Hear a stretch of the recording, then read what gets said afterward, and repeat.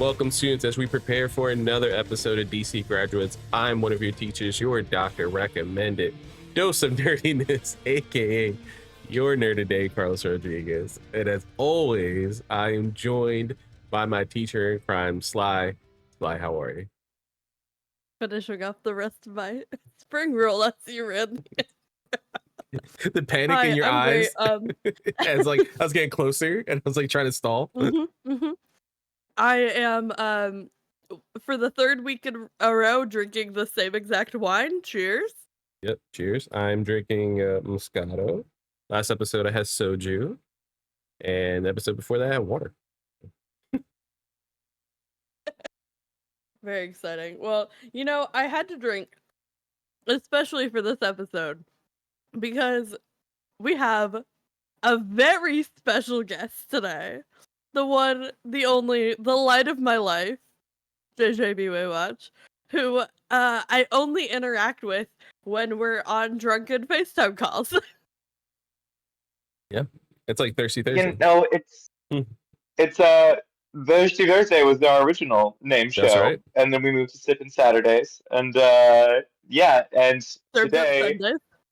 or Served Up Sundays, and Thirsty Thursday watchers will recognize this pink beautiful thing in my hands, and usually it's called my emotional support vodka bottle, but today it is my emotional support water bottle.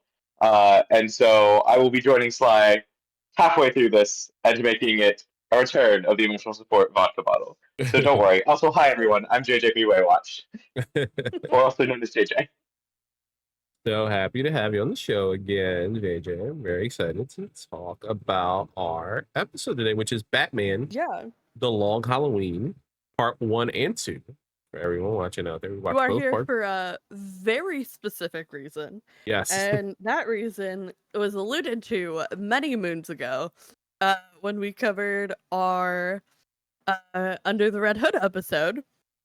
Because JJ is probably most famous for chronicling his experiencing Supernatural for the first time and having some absolutely incredible commentary on the structure of the show as the network TV show and as, you know, a great media analysis and has talked about it quite extensively.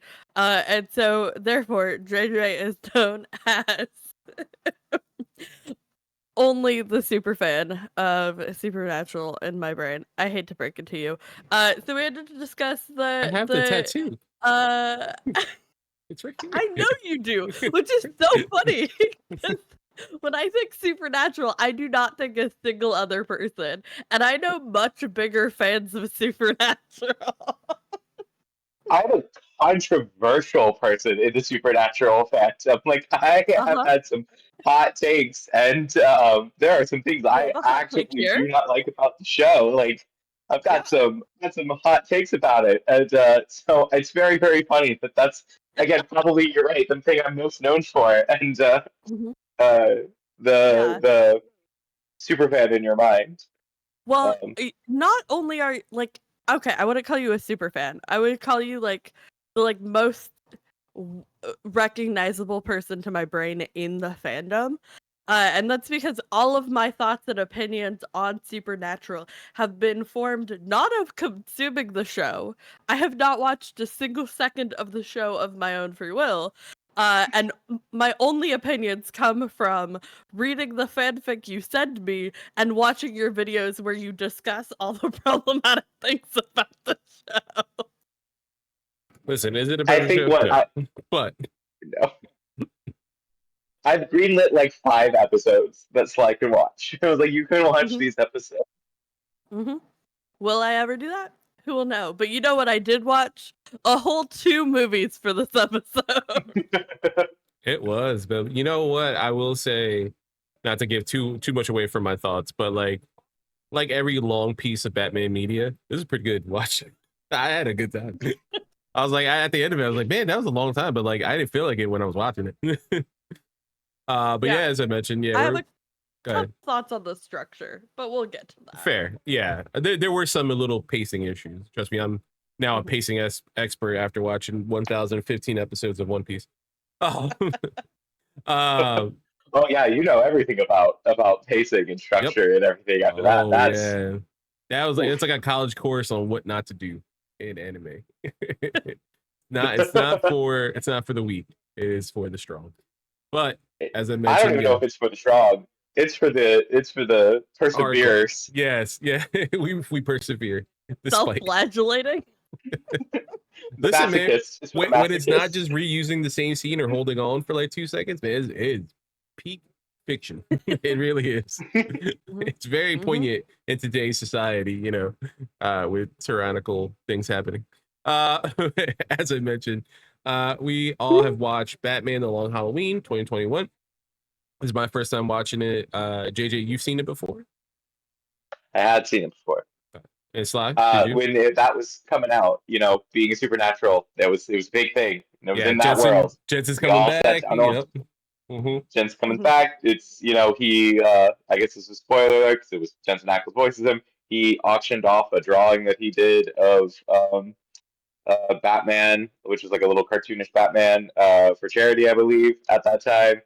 Big deal because he was filming The Boys at that time as well, I believe. That he was getting like started. Like he was not in between, but like he was like starting to. It was like Supernatural was sunset it, and he's starting to build up like the next part of his resume. I think he was in quarantine around the time it was coming out in order to go film. Things in Canada. I think you're right. Yeah. Sly, was this your first time watching it? It was fully off of the bandwagon by this point. I was too busy, 2021. I was too busy being cooped up in my 2-bedroom college apartment all by my lonesome, losing my mind, watching the Storm win the Wubble championship live on my laptop. And what else was I doing at that time? Oh, I was getting really into this very niche, never heard of TV show called 911. I was wondering if you were going to bring it up. How many That's what I was started doing in 2021.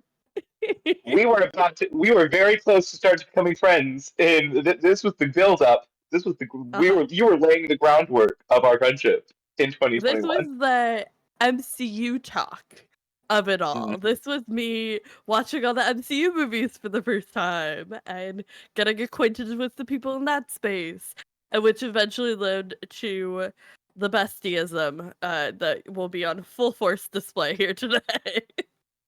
Yeah, very much so, very much so. So this movie was directed by Chris Palmer, written by Tim Sheridan, returning.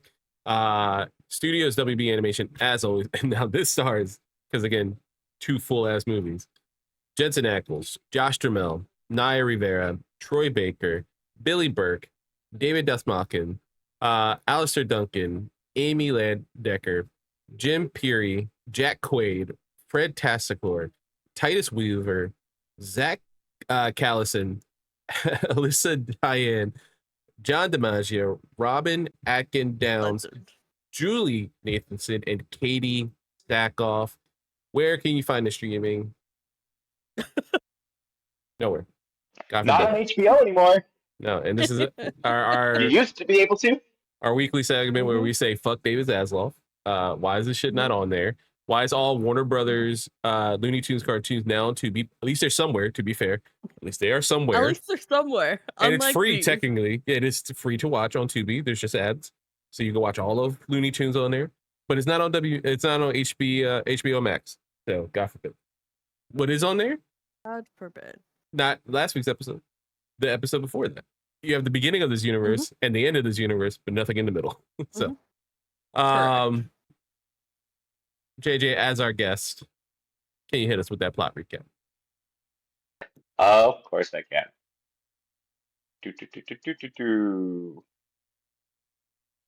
Oh, I just glimpsed it, and it's. Do you have the wrong doc? I have the wrong doc. Yeah, that's what it is. That's what it is. I was wondering when you said you sent me the doc. I was like, oh yeah, I posted that doc. No. I'll put it in the chat. Perfect. I can make that work.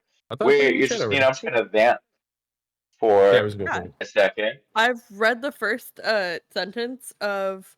Oh, that's your email. That's not what I wanted. It's just I on screen. wanted the link. You guys ever see Jensen do his Batman cosplay? Like he did for Halloween a couple years ago. He got like a suit made. No. It's very Arkham-esque. Like it has like the chin strap. It's like almost like a very New 52 / Arkham-esque. Well, we know how much Jensen is obsessed with Batman. Very true. Because he is the definition of manifesting in a lot of ways. Listen, I again controversial. I would not mind him as Batman or Alan Richardson. I've been leaning toward Alan Richardson lately. I'm sorry, they're both We too could blonde. do They a They're are. both too full blonde. cast. They're blondes. Mhm. They are. That is the only issue I would say. Mhm. Really, Reddit? No, I don't want to join the. But Very- JJ and I did do a full cast of all of the Bat family that we have talked about on previous iterations of the show where JJ That is was the right. guest. That's right.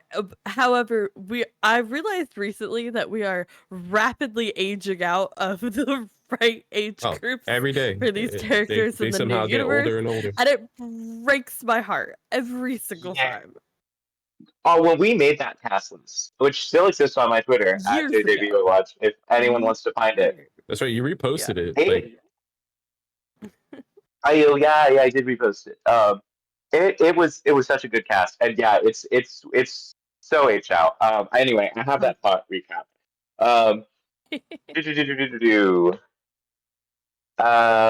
Produced by Warner Bros. Animation DC and Warner Bros. Home Entertainment, and inspired by the iconic mid-1990s DC story from Jeff Loeb and the late Tim Sale, Batman: The Long Halloween Deluxe Edition begins as atrocious serial killings on holidays in Gotham City send the world's greatest detective into action, confronting both organized crime and a unified front of classic DC supervillains while attempting to stop the mysterious murderer. Batman: The Long Halloween was originally released as a two-part film, Batman: The Long Halloween Part 1, 2021, and Batman: The Long Halloween Part 2, 2021. And both films still stand at 100% fresh on Rotten Tomatoes. I don't know if that's true Isn't still, that but the most blatant Yeah. advertising copy you've ever read in your life? right? It is. It's like so. It's so. It's so funny. And How many apologies. buzzwords?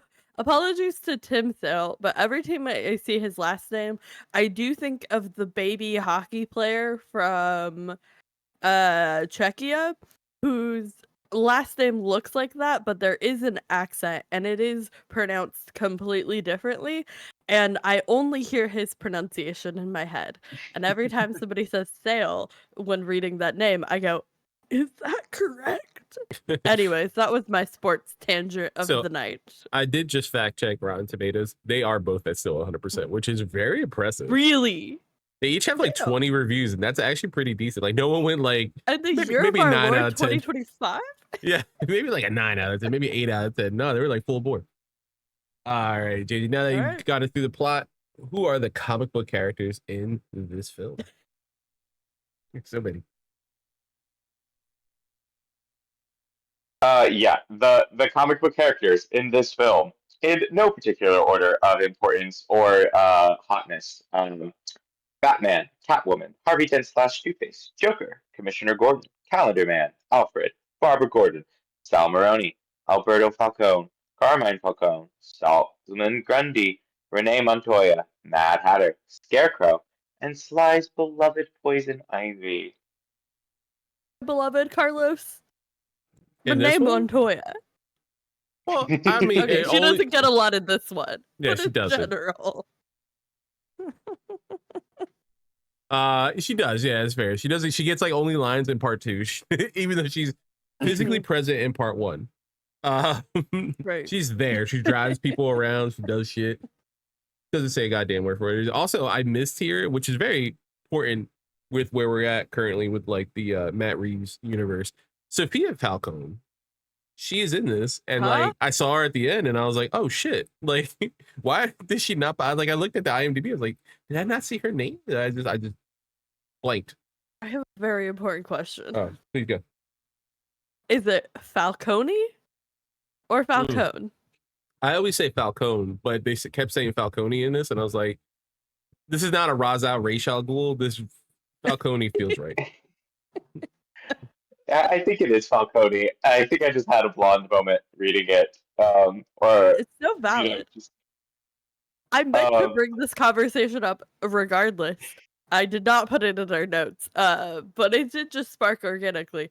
But again, yeah, it's not one of those like technical linguistic explanations for the different pronunciations. Yeah. I think it's just some creators say Falcone and some creators say Falcone. Like, I feel like in my head, in the Batman Begins universe, and like the Nolanverse, I think it's Falcone, and then in this and everything else is Falcone. And then I started again because I forgot to add Sophia to this. Then I just started thinking about Gigante because of what we saw in the Penguin, and I was like, my brain's everywhere now. But that's actually a good segue to this because we're gonna go into our Andrea Romano roundup again. We shout out our voice director queen herself, Andrea Romano, and I I named this specifically. Chris Nolan must love this film, or this story, but it's not just him. So much Batman media after consuming these two films and knowing how close it is for the most part, like it's like 90% close to the comic. So much Batman media is just this in bits and pieces because the focus in Matt Reeves' Batman film on the Falcone family, and then moving on to the Penguin and seeing Sophia play a role, Alberto play a role, although a bit different between the book and this film, like seeing the Gotham underworld play such a pivotal role into this, and then how they're slowly starting to like not be part of the limelight as these costume freaks, as everyone calls them, is taking over Gotham little by little in the wake of the Riddler's bombing. And then go to like the Nolanverse, and The Dark Knight is this movie. It is just this film, basically, for the most part. There is no Gilda, right? Or not Gilda. What was her name? Harvey's wife in this. Why can't I think of her name? Is it not Gilda? Oh, it is Gilda. It is Gilda. Yeah. So there's no Gilda. That's switched for Rachel. Not all the costume freaks play a role. It's just Joker. It is them kind of figuring out, hey, this is crazy. This is weird. They're both Harvey Dent origin stories. They burned the cash at one point. The reliance on Gordon and Harvey Dent and Batman being these three pillars of Gotham trying to clean up everything. I'm like, the Nolanverse is just this movie. It's just this movie and this story. And it's so blatant. I mean, again, shout out to Nolan for seeing this piece of media and be like, dude, this is that good. I'm just gonna like not add Solomon Grundy and Poison Ivy to my universe. So we'll just keep the Joker, which is like the most, I guess, realistic, and Scarecrow, the most realistic of the villains that we have here. But what were you guys' thoughts on this? And after watching like Nolan's movies and then seeing this?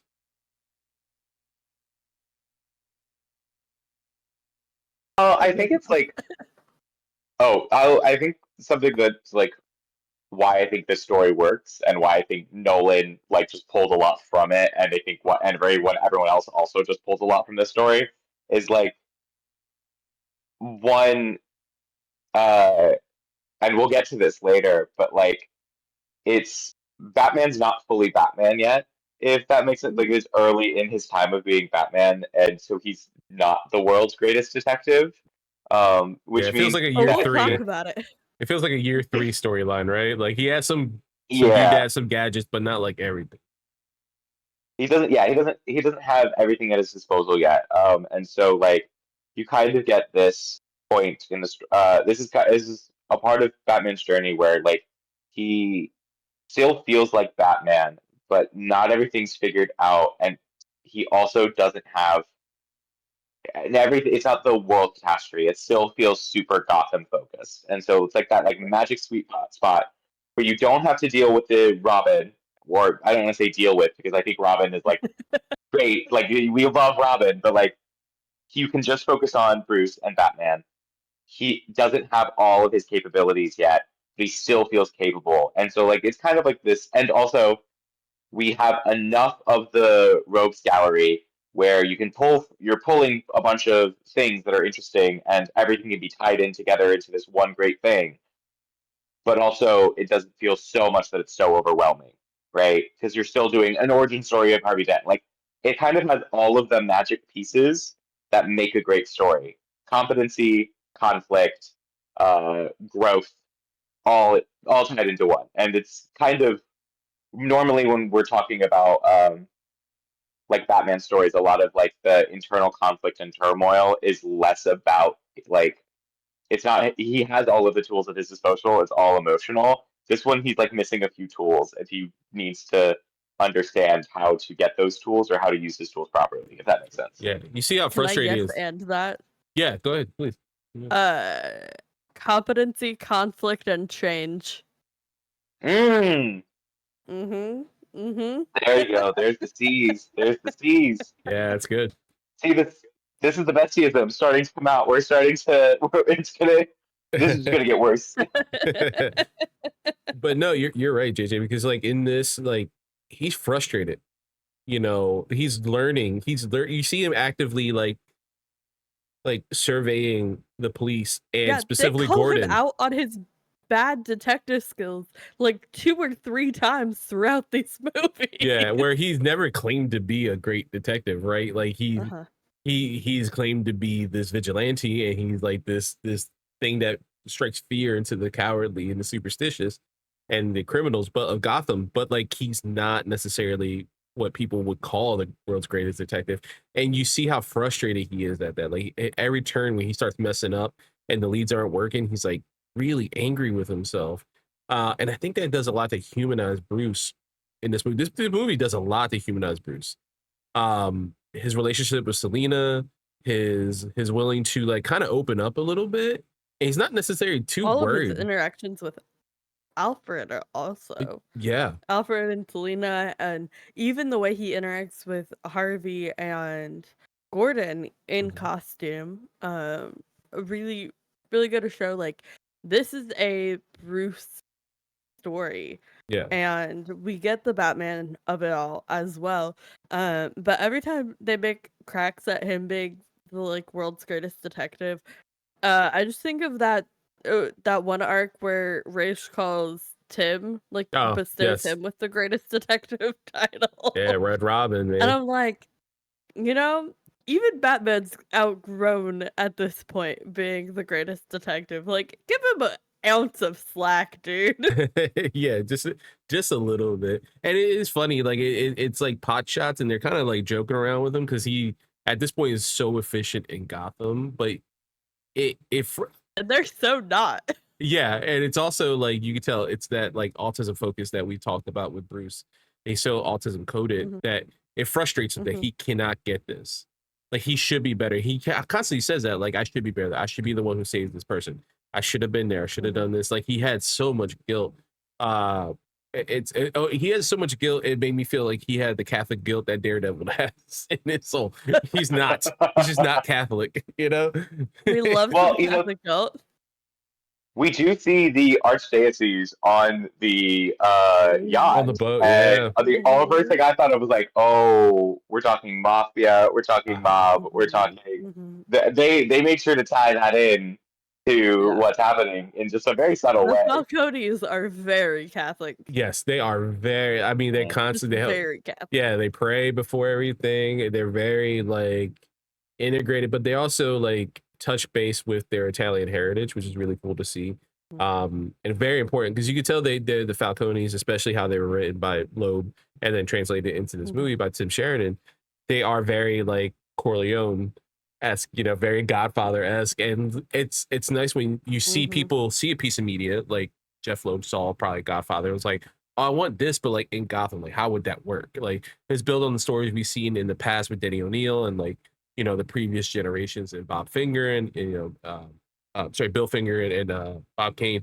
Let's build on those stories and kind of like modernize it a little bit, but keep some of that style, like that Godfather-esque like series of that, and then Nolan sees it and is like, hey, that's a really good idea. We'll also use that. And like more and more, especially this year, I find myself loving the not necessarily super like I like the Joker. I think he's a great villain. He gets overused, I would think. I would like to say. I like Riddler. I like a lot of these villains, but like seeing the mob aspect of it and how much it is affected and corroded at the heart of Gotham, or similar the Court of Owls, to see the power Yeah. they hold over Gotham. That seems so much more interesting to me, and seeing Yeah, Batman that's deal my with that favorite part. I than want dealing with to this. see the gritty. Yeah, Like, yes, the super freaks or whatever are make for big bombastic fight sequences, and that's great, and that's why people love comics. But I love a nitty gritty, like in the streets, on like boots on the ground. Like, what does it mean to exist in this city that is overrun with corruption, that is run by these gangs and the mafias and all of those folks? And what does it mean to see a hero emerge out of that, to see how vigilante justice can be applied. And I think this story in general does a really good job of balancing the, the super powered, wacky villain rogues gallery of it all with the like, this is what the people in the city are facing day yeah, to day and how they are dealing with the power structures they exist within. yeah. And everyone, I mean, I, really does a good job in their roles. I'm sorry, JJ, go ahead. Hmm. oh yeah, no, I was just gonna piggyback off of what Sly was saying and kind of circle around for with it. How many, corporate phrases can I put Corporate into one buzzwords, sentence? damn. Buzzwords. Uh, but the thing that you were talking about is that I want to start with is about the nitty gritty and the gang and the mafia. I think what makes it so effective and so interesting is it allows Gotham to be a interconnected character and Gotham the city itself. And I think a lot of the times Gotham, like we understand Gotham is in itself a character, but Sometimes oftentimes it's literally. sometimes quite literally, but it's oftentimes just a backdrop, or it's not. It's you get moments of it stepping in, but people are what make up a city, and like connections, and families, and like so. What are we familiar with in cities, right? And like we are familiar with even on like small towns, even if you live in a small town, there's a family that kind of runs everything. Like Yeah. even if they're not a mob or a mafia, the Smiths are actually the ones that run everything and get things done. Like it's transferable to all levels because like that's what makes cities, towns, it's connections and people. Um, and so like when you're focused on like the rogues gallery or these like super crazy freaks, the super freaks, it creates distance from like the actual viewer's reality, right? Which sometimes we want. We want the fantastical and the crazy. But when you focus on something like the mafia, everybody has a connection to it. Everyone's bought in some way to the mafia. Everybody's part of the mob. But like and Gotham gets to become a character that not only that has flaws and has connections and feelings and gets angry and then also the other thing, one of my favorite, we were talking about like that, going back to the style, everything. One of my favorite details in this movie is just every time they like pan across, like all of the family members, or it's like there's coming into the frame is coming into the family at one point, and you're getting a little chatter.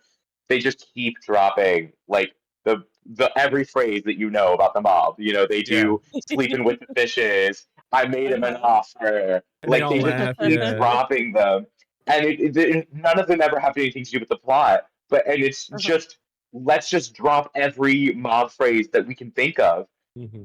and it's like one of the moments of levity in this pretty dark moment. It's just like hearing mobsters say all these phrases that we know, and it kind of creates this like style that's happening. It makes it like a stylized work in a really interesting way that I really love. Yeah. No, I Circled thought around. back Yeah. to you. I'm just gonna toss that over. You're gonna lob that back Yeah, just for a touchdown. right No, there. I'm gonna lob What is that. the rolling with difficulty with that transition? Right. No, Yeah, just right on over to you. Just gonna hop that over the fence and roll down the way and just like send it over your way. but yeah, no, it is very interesting to see this play out. And then that's funny because like I've mentioned in episodes prior, how much I was loving, again, we're mainly an animated show, we did just cover James Gunn's Superman. But That was a watching cartoon. It was a cartoon. It was basically the it really structure was, of a cartoon. and that's why it was amazing. But seeing the Penguin this past season, this like last year with the television season that played out, I knew like I was gonna like it because I really did love Matt Reeves' Batman. But the having a show that's about Batman's rogue and seeing him like go through like the criminal underworld that is Gotham and try to build up in this chaos that's happened post Riddler breaking the dams and the levees.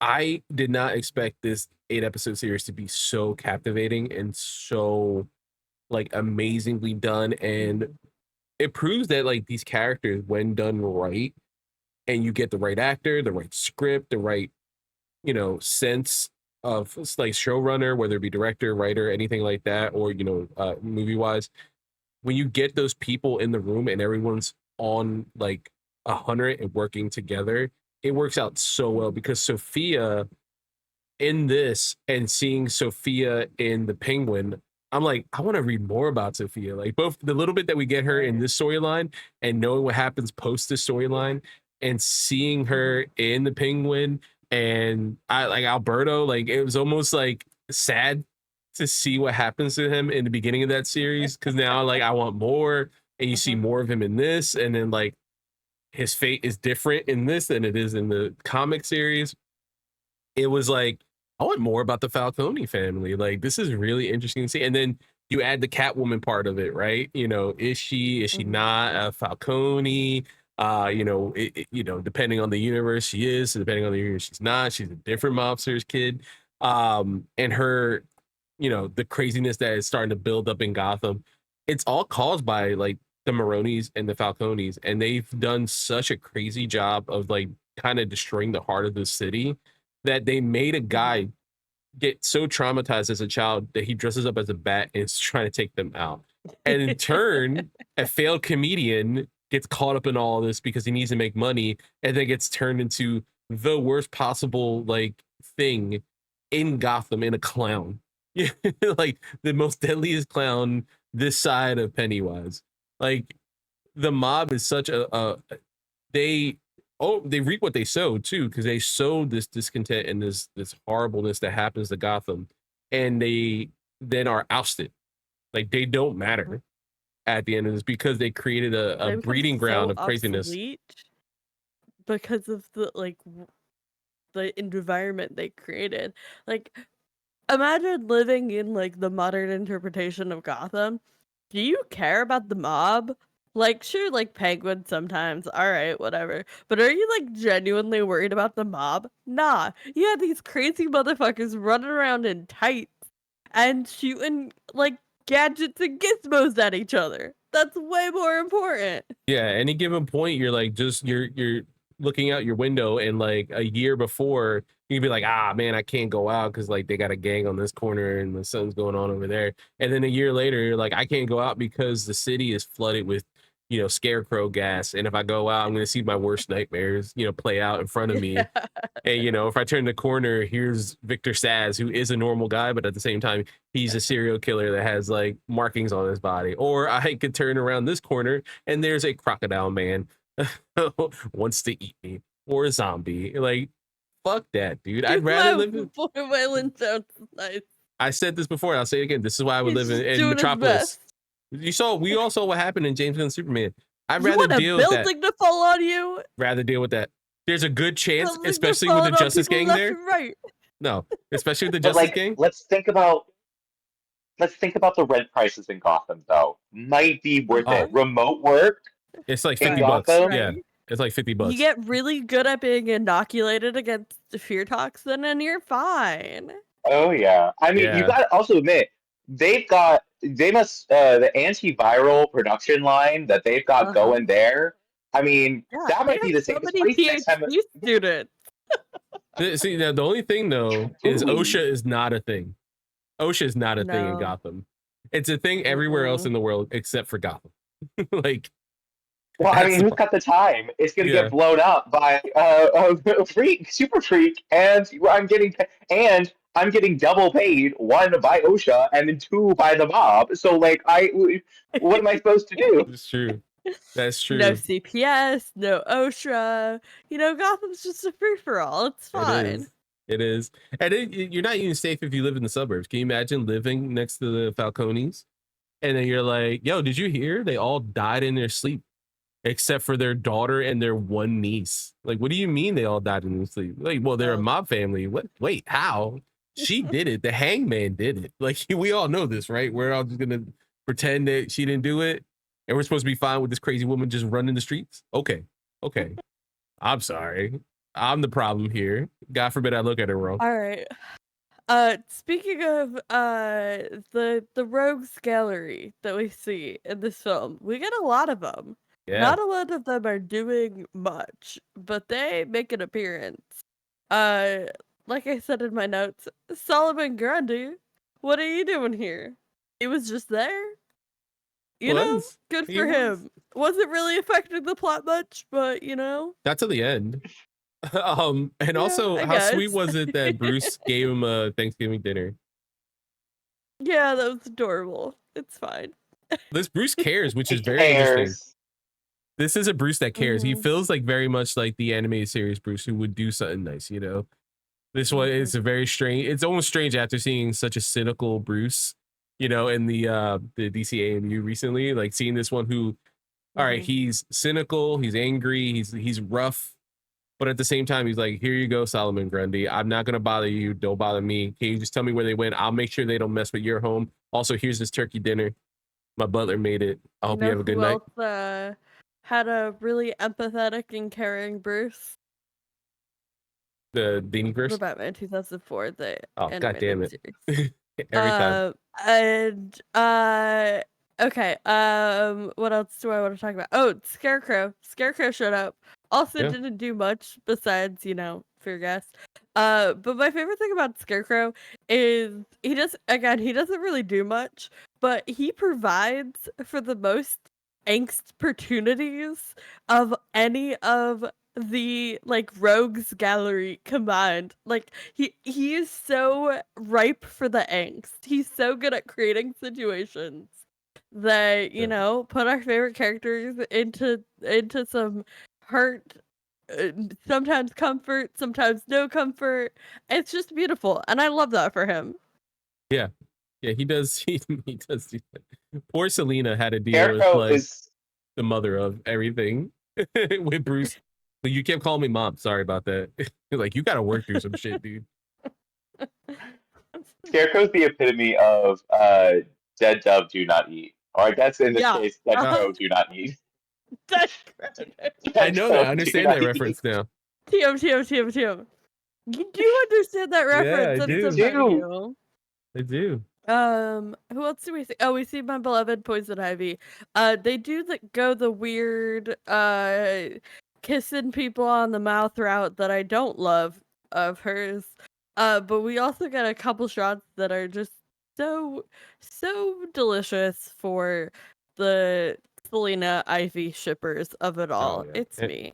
And voiced by Katie Sackhoff was an extra like perfect hit, like get that extra like sexiness factor to her. I was like, oh, okay, I get it now. I get the Ivy thing. I get it. If it's not Uma Thurman, I was like, oh, okay, I get it now. I get it. I'm back here. Before we move on to another serious topic, I wanted to touch upon, because I think you said it last week, and then you said it in your notes as well. The Glee to DC pipeline. Yeah, we got to talk about the Glee to DC pipeline. Because there is so much. Once you started talking about it, I was like, hey, there really is a lot here. So, I mean, previously we had Grant Gustin, who was famously the Flash. Melissa Benoist. Benoist. We got Darren Darren Criss, Criss as who we Music Meister love. and now Superman. And now we had the late Naya Rivera as Catwoman in this. Is there anybody else we're missing that's been on Glee and then this? I Chris haven't watched Colfer in it? Glee. Matt, to go back to our previous episode that I was on, Matt Bomber was a guest star on Glee, there we and then go. was in Superman Unbound. In last week's yeah. episode, he's flashing in Tomorrowverse, yeah. And flashing in Tomorrowverse as well.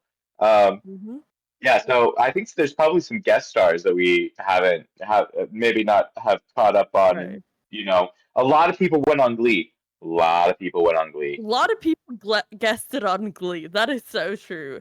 Glee was the star of the guest star. Like they got everybody in there. Neil Patrick Harris. Yeah. Oh yeah, Neil Patrick Harris. I remember that duet, the Dream On duet between him and Matthew Morrison. I'm sure Matthew Morrison's had a DC role too at some point or another. You would think, right? Amy Hill's another one. Who did Amy Hill play? I'm not sure. And then we had as well Victor Garber. Oh, yeah, Victor Garber. Yeah, there we go. Yeah, there's quite Peter Fasinelli is a super. Oh yeah, he is a Supergirl. He's in Glee. He's Maxwell Lord. Blake Jenner. Yeah. Oh yeah, I guess Blake Jenner, right? Is he in Yeah. He was in Supergirl as well. I don't know what y'all's cursing policy is, so I'm not gonna say that, but screw that guy. Yeah, you can say fuck anything. Blake Jenner. I do want to bring up another connection, specifically with this movie. We have a Twilight connection happening. Billy Burke playing Commissioner Gordon, Robert Pattinson, Batman. Yeah. The Twilight Charlie, universe. Twilight into Glee. That's it. Or not Twilight into Glee. Twilight into DC. Oh, here's another one for the Twilight. Yeah, Glee and DC. Bex Taylor Klaus. They were in yeah. I always forget that's a real person that other people know. Bex Taylor Klaus is on one of my favorite D&D actual plays, and every time I realize they're a real human being and not just a voice on one of my favorite podcasts, I lose my fucking shit.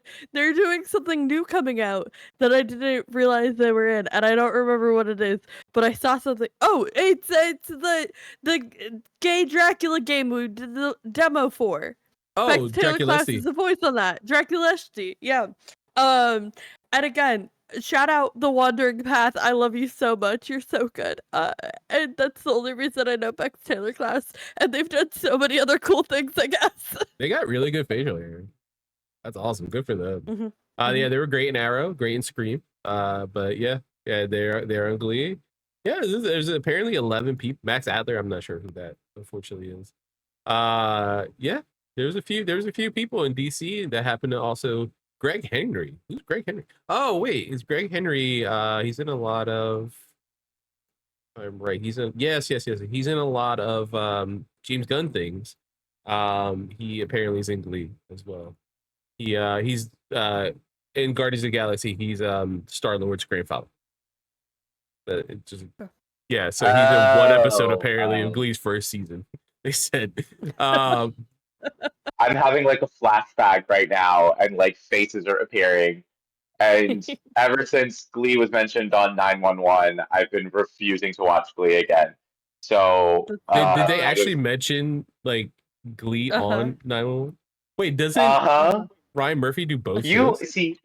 Yes. Correct. That was he.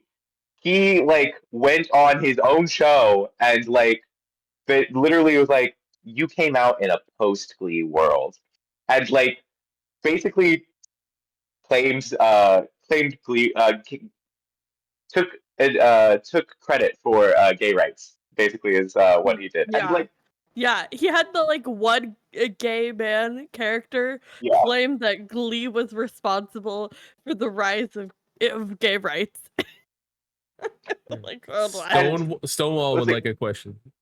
like a word. Yeah. It was just like hmm you it's like there's a point to be made about the impact of Glee, but why are we not having the black lesbians talk about the change in acceptance? You have black lesbians right there. And you're having the white gay man talk about Glee being the epitome of changing the world's acceptance of And queer literally, you're right. people. It really is Ryan Murphy just inserting himself into It's this It series. really is just Brian Murphy. just Fucking like fuck it's that guy. Glee's important, but why? But you're just patting yourself on the back. It's just Look what I did. so You're I've looking been for the boycotting Arrowverse. Glee's. It's like what? As he should. Yeah. Um. So I wanted to touch upon the other big storyline that happens in this. Obviously, we talked about it a little bit. Was the origin of Two-Face. What do you guys think about Josh Duhamel as Two-Face? Because by the end of this, I was like, this dude could play a live action Two-Face. Like, I forgot he could legit do like real movies and be really good. I'm like thinking of Transformers Josh Duhamel, which is fun to watch, but not like the most serious. Yeah, okay, here's my thing about any character that we're trying to do any sort of like identity disorder representation with. I am instantly skeptical about how they are going to choose to portray that. Of the interpretations of Two-Face specifically, I think this was one of the better ones because they didn't try to get into specifics.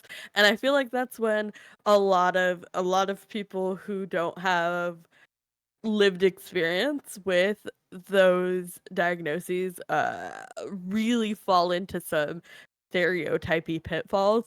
Yeah. And I think keeping it just vague enough, hinting at this sort of um more aggressive side coming out in heightened states of emotion kind of alludes to what we need to do to get to a Two-Face eventually without trying to put incorrect words and labels on things. So like of the Two-Faces, I think this was one of the better ones in my opinion. Yeah, because we don't get a lot of time with, like, again, the live action equivalent of this, again, is The Dark Knight. We don't get a lot of Aaron Eckhart as Two-Face. We get him at the third act, which is, it's a lengthy movie, so that third act is pretty lengthy, but it is, you don't get much of him. And he doesn't really feel like what we've come to known as Two-Face in the comics, the animated series, or this, which I think are pretty good representations of what we know as a classic, Two-Face character. This, like, Aaron Eckhart, I think, did a pretty good job, but they kept it vague enough where they didn't really touch upon, like, whether there's a split personality, whether it is anything like that. He is purely at most, you could probably think, oh my God, he's in incredible pain. So his brain is like in so much pain that he's overloaded, and he is looking for Right. revenge at like the death of his love, and everything that he worked so hard to go for like meant nothing because look, they still won in all this craziness. So why fight a good fight when we could just kill? Like it is really like the basis of that movie. Like they tarnish the White Knight, and that they show that in the film, and it reverberates then into The Dark Knight Rises. But this is more, I felt more like a classic. Like it felt very animated series, especially when Duhamel takes over and he is Two-Face fully by the end of this film. Like his vocal presentation, the raspiness of it felt like, oh my God, I felt like I was watching the animated series for a little bit. And I don't know the actor's name, unfortunately, off the top of my head, but the person who played him did like such a good job of kind of towing the line of Harvey and everything. I go back to that clip where they're trying to fix Harvey's face, and the doctor said like, oh, he's like, how much is it going to cost, doc? Like as a joke, and he's like, it's all paid for by Mr. Wayne. He's like, oh, good old Brucey, always looking out for me. I was like, and he's there, he's watching, like because he cares about Harvey. This went a long way to show that. And I think you're right. It's like there's so many bad interpretations of, whether it be, different DID, schizophrenia, and comic books have and a lot of media in general have not been good representations of that. This just felt like, hey, he struggled because Gotham is such a bad place, and then I think in my notes I put like, hey, is he starting to get a little more aggressive because of the bomb in the early that fake out, which I thought was really interesting. I was like, oh my god, yeah, we get Two Faces early. We're like, no, it's just a fake out. He's fine. Like, oh, but he's like mentally off from then on. Like, is it the explosion or is it just like he's starting to get disillusioned by their mission? What are your thoughts, JJ? Yeah, I enjoyed this version of Two-Face. I really like Two-Face. He's one of my favorite rogues. One of the things that I always look for though is the uh, how effective and how do you do dramatic irony with Harvey Dent? Because that's the thing about, when you're doing comic book stories and we're doing superheroes and you're playing with recognizable characters, right? How are we doing dramatic irony for the first person who's ever seen it, and how are we doing this foreshadowing for the people who do know, right? And so they've done it in live action a lot of times with like the coin flip, like he always does the coin flip, and then it like turns into everything later on and whatever. But I think something that was really effective is just how much of this script and how much of his particular performance of like saying the Two-Face line, I have good and evil in me, or I had a bad night but a good thing. Like he just throughout the entire first part of this movie, it's just every single line, basically, or every single interaction that he is in, there is some sort of hint or foreshadowing or dramatic irony happening about there being two sides to him or there being two halves of him. And I think that that's really, really effective in underlying what this character is always going to become, because we all know he's eventually going to become it, without getting into those details about mental health representation, because like it almost like you said, being vague about it, but it also kind of lays enough foundations for people to feel seen in it without putting any specifics on it that will alienate the people who actually have lived experience with those sorts of experiences. And then the other thing that I look at for Harvey Dent is how much sexual attention does he have with Batman and Bruce Wayne? And this one really sold that. There was always just a level of flirtationship and a level of. I think I wrote in my notes one time, "Batman, go get your man," and it was just a moment of like That's the. Oh yeah, unfortunately. Unfortunately, they had more sexual tension than Bruce and Selena in this movie, in my opinion. And I think that goes a lot to say about, and I think we will very much be getting into this. That is, I think, in large part to Jensen Ackles' performance in this movie, and because the sexual tension between Selena Kyle and Batman is really being dragged by Naya Rivera's amazing performance. Such a good job. Such a good job, but like she is carrying that sexual tension. She's like, army of one. Yeah. Oh my god. Which is so interesting to see, again, coming from the supernatural space with Jensen and seeing like the tension that he has with Castiel and seeing the tension that he has with, that one angel that he hooks up with in the back of the Impala, or, like all this with Lisa, that's tension that he has with Lisa, and like it's a thing throughout the series. Like it's like there, even with Crawley, there's a little weird tension there, especially after he becomes a demon. Like it's there, so it's like, why don't you have it here? I'm excited to see the representation of Selena and Bruce, because I do truly love that pairing. I know, Sly, you don't. I know. I'm the Selena and Bruce hater in the house. It's fine. No, it's fine. Although Selena and Pamela had a great moment in this film, and I was eating every second of They that. did. They actually did. Dude. They kind of spoke to Selena's bisexual nature too, which was like, oh, okay, there we go. Hey, I'm a full proponent of Selena, Lois, Clark, Bruce, Polly thing. That's where it's peak. That's where it's peak. Very true. I think very that true. works more for me than just Selena and Bruce. Yeah. Also, absolutely. Before because I do want to talk about a little bit about Catwoman as well, because she has such a role to play in this, and it's almost like, again, it almost should have just been More called than The just Long being Halloween. Mother. Yes, it should just be. I understand that it's Batman The Long Halloween. It literally should just, the title should have been The Long Halloween, because like Batman is very important to this film, but everyone has a role to play, and they do an equal footing and an equal job of like representing like the different aspects of what this movie needs to be at certain times. But Harvey's design in this, he is built like a brick shit house. Like that dude obviously works out. He is like beefcake. Like I was looking, I was like, damn. Like, Gilda, you sure you don't? I'm so glad you brought that up. You're looking at Alberto. I'm like, listen, I'm not shit on Alberto. He seems like a good man. But Harvey is right they there. were fucking. There was one line early in the first, and I was like, oh, did they hook up?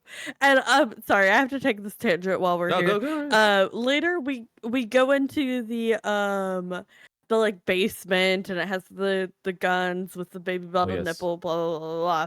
And there's the Oxford banner. And I was like, oh, yeah, Gilda obviously went to Oxford. That's the conclusion the movie wants us to draw. Yeah. And then Bruce drew a very different conclusion.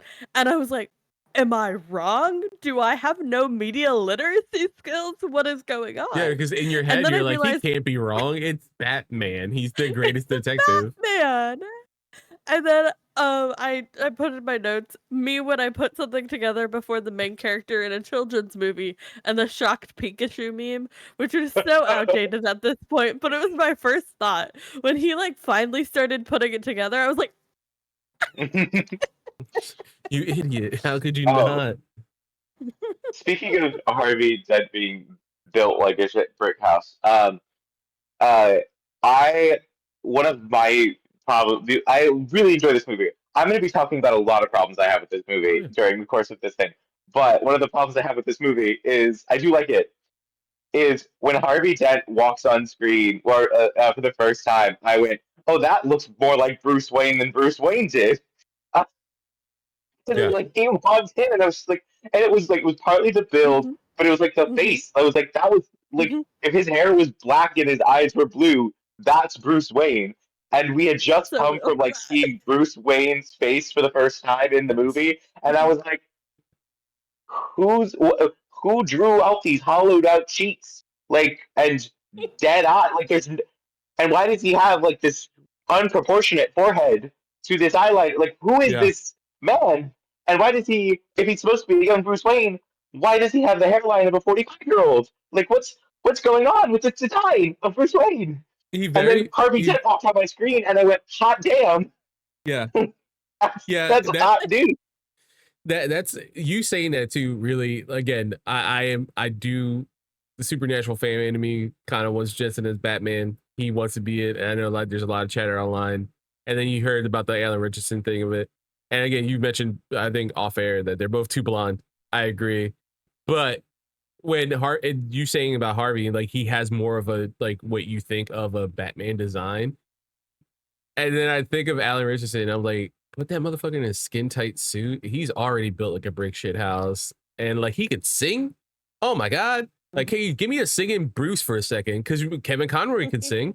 He had that famous episode. Brucey Wayne, like, oh my God, can you imagine on the pianos? Moment. And on the pianos trying to like, oh my God, dude. And I think he could, and that's what I'm getting more and more on the side of Alan Richardson playing Batman.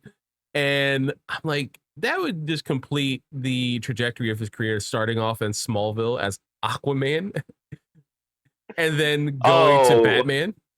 You know, that would be like a full circle moment. Full circle. Yeah, because there's a little Hawk from like Hawk and Dove in the middle there in Titans, and there's a Raphael from those two failed Ninja Turtles movies, which part 2 is pretty good. I would say part 1 not so much, and it's not his fault. It's Michael Bay's fault on both of them. But like that would be a full circle moment. But yeah, you're right. Like this is a good movie that when you watch it, it should sell you on people who were complaining about Robert Pattinson being Batman. Oh, he's too scrawny, he's too little. I'm like, we've seen a Batman Yeah. that looks like slimmed down, not like Ben Affleck was comic book, Bruce Wayne. Like he Yeah, was yeah. big, he looked like suave and everything like that. Robert Pattinson looked like an early Batman who's like he is in shape, he can do what he needs to do with the body that he has. He is bulky for what his frame is. But then he's like sulking, like his eyes are like almost dead, like similar to the Long Halloween, this design that we're getting. And this is the Tomorrow versus Batman that we're getting for the rest of this series. So we have like vampire Bruce Wayne for the rest of this film series. I don't mind that for Batman. I have a Yeah. problem when he looks like that as Brucey. Yes, When he yes. looks like that as 'Cause- Brucey, that's my problem. Yeah. Yeah, we That's get not some Brucey Wayne. we get some great Brucey Wayne moments towards the Yeah, he end of part does. 2, and he's killing it. But that man does not look like a Brucey Wayne. Great Batman, No. don't get me When- wrong, but yeah, Unless they no. assume Bruce does the design- hard drugs. Like that's all I can think of. Yeah. How it looks with the cowl looks Perfect. great. Like the Yeah. way that they did his Oh, face yeah. shape in the jaw.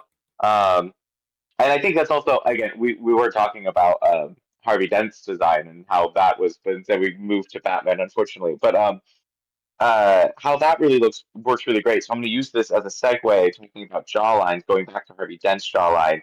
And when we talked about that design, that jawline, absolutely incredible, but also makes for a great design for when he has the two face, when that comes into play, Yeah. and the foreshadowing of it with the way that his hair falls in the first scene that we get him, his hair is always out of place a little bit, and like there's just incredible foreshadowing in the design and in the way creating that design of of handsome Harvey Dent, because Harvey Dent is always described as incredibly beautiful, and then to show that the way they designed that face to look so that when they did the Two-Face, it had that effect at the end was so smart and so effective and looked great.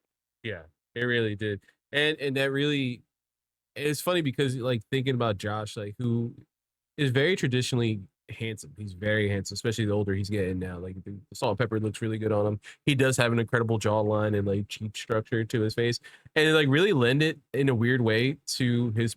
In my head, like I started picturing like I'm like, oh man, if Josh Duhamel was like maybe 20 years younger, and I know he's in shape, but like big like Harvey is in this movie, like he could definitely play a Harvey Dent and like in the Batman universe and the Matt Reeves universe. And he would be like the antithesis of what we have as that Bruce, right? That like, people think he's scrawny, but like, this Bruce that like doesn't go out often, doesn't do this. He's not the Brucey Wayne we know yet. Hopefully, I don't know what's going to happen in that series, but like seeing this Harvey, I can imagine him going out and like having a night on the town, doing some crazy shit, and then going back and being like a DA, being a damn good job. He really did sell it, and yeah, he is just incredibly handsome, and they did a really good job with his design. But let's talk about Selena for a little bit in this, because she has a major role to play, and she does. I would say between the two parts, a bulk of the detective work, and the physical work. Overall, an incredible performance. The dedication, made me tear up a little bit. Yeah, it got me. But I'm so glad that we got that performance in this movie and that we get to experience it whenever we want. But yeah, no, Selena in this movie is the detective. She is, the vigilante finding out the leads and sneaking into places and discovering the stashes of money and stuff. And she like really carries this entire movie in like a very subtle and understated way. But every time she did something great, I was like, yes, that's my girl. I love that for you. Yeah, the fact that she like tracked Ivy and like watched her patterns for like 3 months to be like, when's the best time I can like get Bruce out of this? And I'm thinking about it now and how we described her like this whole episode. I think, and there's a point where Selena and Bruce figure out that I feel like Selena knew that Bruce was Batman. I don't think Bruce knew Selena was Catwoman, which speaks to this like incompetent detective. Not incompetent. He's doing a pretty good job, but like I feel like Selena probably knew. Listen, Selena's banging him. Like she's like, and he's kissing him. She's like, I know what Bruce Wayne, how he kisses. Like you're Bruce Wayne. You know, it's the Mary Jane and Spider-Man after she kisses Peter and Spider-Man. She's like, wait a minute, hold on. I got this. I know who you are. You know, you see the wheels turning. You know, and I don't think for Bruce, I think he's too wrapped up in his vengeance and his male stupidity to be like, hey, I don't know who you are. Oh shit, you're Catwoman? How did you steal my watch? Like, excuse me, sir. You're an idiot. You are so dumb for being so smart. Did you guys pick that up? Or was that just me? I think it was for me. Always got the feeling that they both knew. I would that they both knew they both knew him asking about when did you steal my watch was more of him because she had just broken up with him. Mm-hmm. To me, it read as a moment of him trying to force her to name it because they've just been talking in code the entire time. In both, that's the problem with their relationship is in both forms they can only ever talk in code. And so him asking when did you steal my watch was him asking her to stop speaking. Like that was the moment of like, you broke up with me. Now I'm gonna get what I want, which is I want us to actually name this.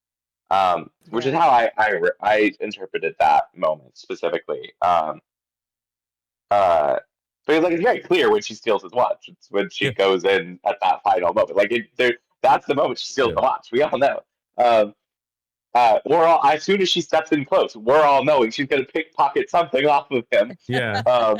She can't help herself. Kind of her entire MO. Yeah. Yeah.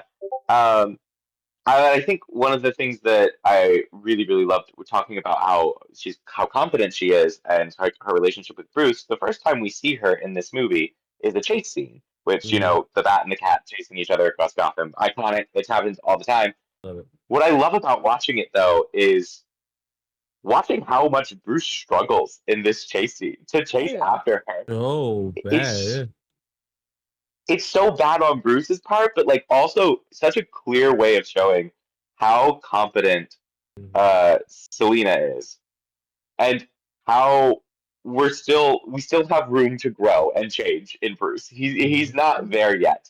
He can't anticipate her, and she's also currently doing detective work and showing him the place where they need to go.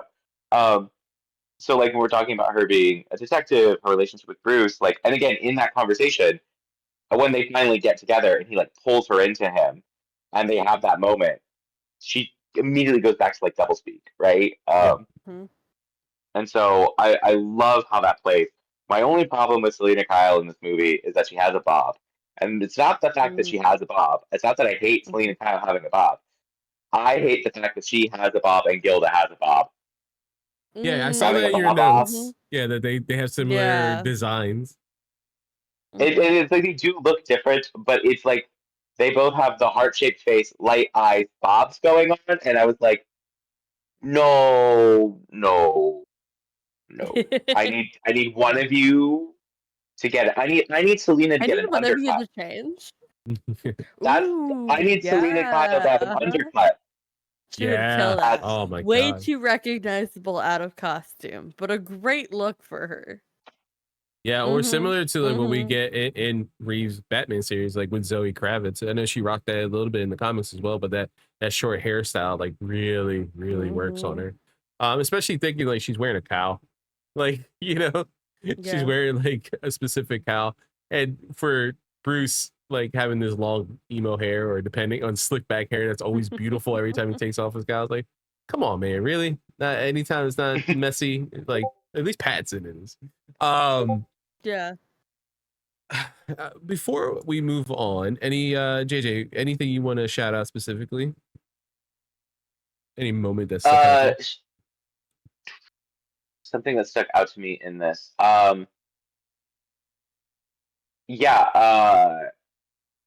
I just want to shout out Barbara Gordon in this movie. Yeah. Yeah. We love Babs. We love Babs. This is a different version of Babs than we usually see, and Mhm. kind of heartbreaking. The first Mhm. time, and it's just like I counted on you. I was counting on you too. That moment was just like, oh, And she's oh dressed God, up like oh her no, dad.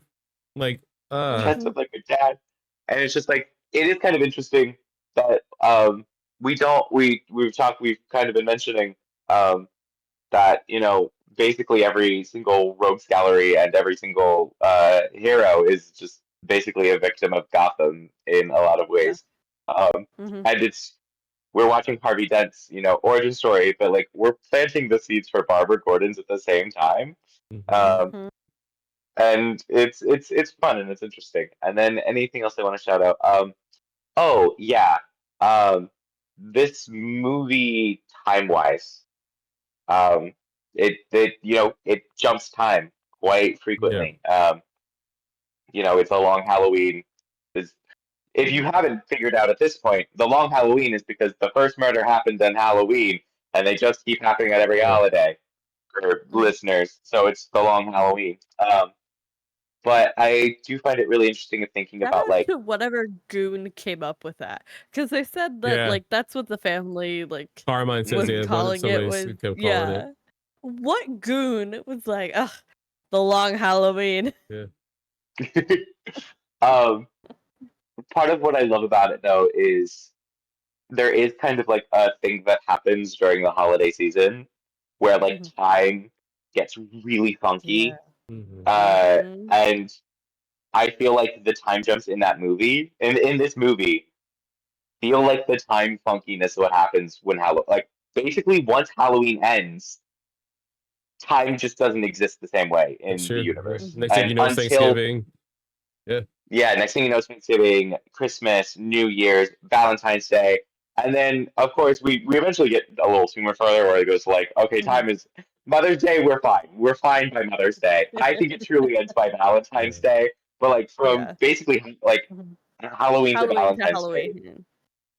Yeah. Because we get Um, the conclusion on the like next Halloween or whatever. yes, yes, yes, yes. No, I was talking Mhm. about real life. I feel like Oh yeah. yeah, Yeah. Oh yeah. for us, Absolutely. it ends around Valentine's Day. But like, I do think it is a really effective way of capturing that feeling, Mhm. which is a temporal displacement that is hard to do in movies because you only have so much time. Yeah, and I wanted to talk about the pacing in this movie. I don't think they 100% nailed it. I saw what they were trying to do, and I wish I couldn't see the bones of what they were trying to do with it because it is such a great idea. But I think they just like so slightly missed the mark with the runtime of these two movies. You can keep it two movies. I don't think you need both of them as long as you have them. Like we can do a 70-minute. That's fine. Like remember when we were doing 70-minute movies, Oh Carlos? That yeah. was so great. Bring us back to that. But yeah, like I think my biggest problem with the pacing of this movie was A, where they split part one and part two didn't feel like a satisfying narrative resolution to set up a part two. And the second thing is, I wanted them to really embrace the time dilation a little bit more. Mm. I really wish we could have gotten a little bit more of a complete story in one and then really played with the shrinking and stretching of the months in part two, that we really got to embrace that long drawn out of holiday holiday holiday and this quick rush of like jumping for a couple months at a time and then letting it shrink out again in that end of the third act as we approach the 1 year anniversary of these murders. And I think they had a lot of potential there and they played around with it a little bit. I wanted more. There was so much potential. And speaking of Valentine's Day, I think that is the most iconic moment of Hmm. this story. And part of that may have to do with the fact that we get the like title card of Valentine's Day. And me being the musical theater nerd that I am, I went, hey, I should play Valentine's Day by Jonathan Larson. And I pressed play as the fight sequence was playing out over my screen, and it fit the tone perfectly. And the end of the fight sequence was the end of the song, and that was the best experience of this movie in my entire life. It's like if you put the Who on backwards while watching like Wizard of Oz or something like that, or like it just Oh syncs up or yeah. something. Yeah, you're like, wait a minute.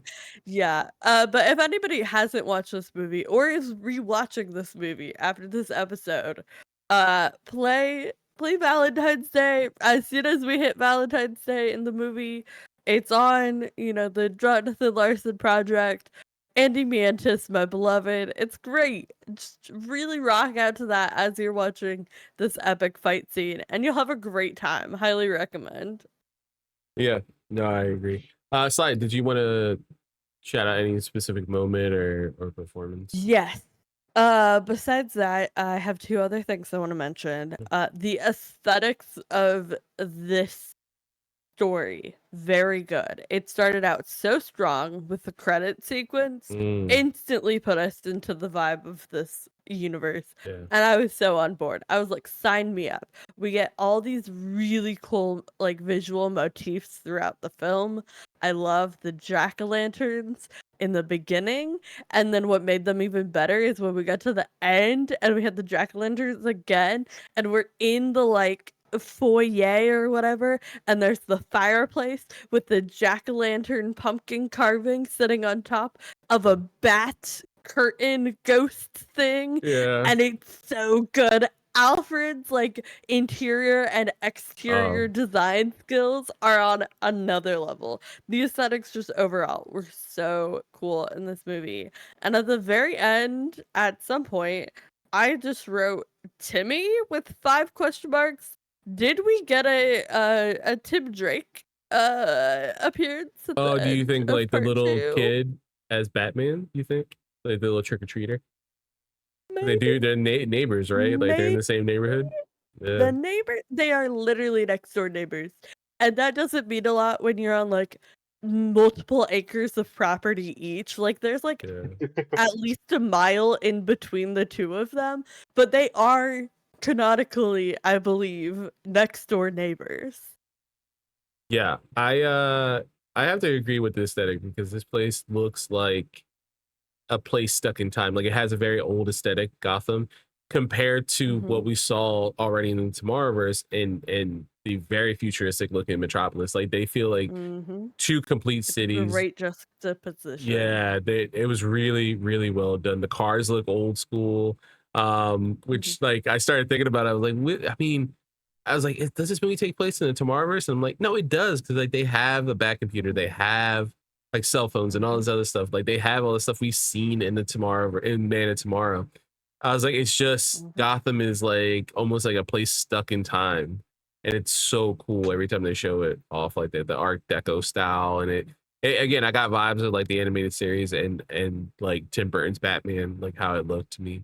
Like when you go to the historical district. Yeah, 100%.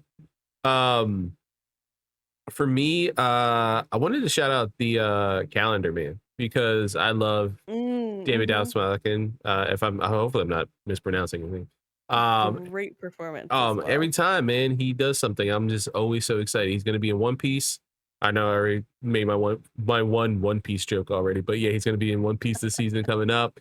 He's M. Bison in Street Fighter. And I was like, the second he got cast, I'm like, that's perfect casting. Like, that's perfect. Similar to Raul Julia back in the day. Like, it's just perfect casting. This dude is such an underrated performer. And this is his second, funny enough, this is his second DC appearance, because he's also in James Gunn's Suicide Squad. He's Polka Dot Man in that. And he does a really good job in that. And he's very talented. And I heard his voice, I'm like, oh yeah, I'm so in. I'm so excited to hear him. The CGI horse was weird. I wanted to bring that up. That was a weird, like the only weird animation thing. I was like, why is there a CGI horse? This is really weird. Well, it's just a little blue in your hair for the Teen Vogue party. It's still pop of something. Yeah, right. I put this on here. I was like, how did the bat ears fit under the SWAT helmet? Mhm. That was so weird to me. That was so weird. Spring-loaded. Yeah, they must be, right? Like they have to be. There was something else. Oh, Gordon handing Harvey a cop issue gun.